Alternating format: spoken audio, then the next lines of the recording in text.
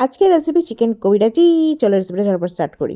প্রথমে এখানে boneless chicken নিতে হবে। এরপর বোনলেস চিকেন, আদা, রসুন, কাঁচা লঙ্কা, পেঁয়াজ, ধনেপাতার একটা পেস্ট বানিয়ে নাও। এরপর ওর মধ্যে একে একে লবণ, হলুদ, শুকনো লঙ্কার গুঁড়ো, জিরে গুঁড়ো, ধনে গুঁড়ো, গোলমরিচ গুঁড়ো, গরম মশলার গুঁড়ো, সামান্য চিনি, সর্ষের তেল আর ব্রেড ক্রাম্পস দিয়ে ভালো করে মেখে নাও। এরপর কিছু শুকনো ব্রেড ক্রাম্পসের মধ্যে খানিকটা গোলমরিচ গুঁড়ো মিশিয়ে নাও আর একটা ডিম ফেটিয়ে তার মধ্যে গোলমরিচ গুঁড়ো আর কর্নফ্লাওয়ার ভালো করে মিশিয়ে একটা ব্যাটার রেডি করে নাও। এরপর এর মধ্যে কাটলেটগুলোর ভালো করে শেপ দিয়ে নেবে আর আস্তে আস্তে ওটাকে ব্যাটারে ভালো করে স্নান করা হবে যাতে ভেঙে না যায়, কারণ প্রচণ্ড নরম হবে তো।